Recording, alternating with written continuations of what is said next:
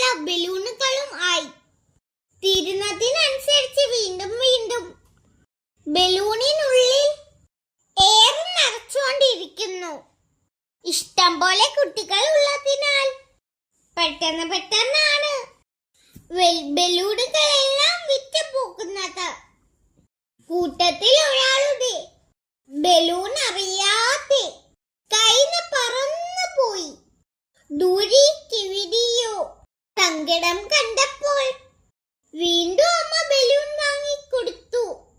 പുതിയ ബലൂൺ കിട്ടിയതിന്റെ സന്തോഷത്തിലാണ് കുട്ടികൾ.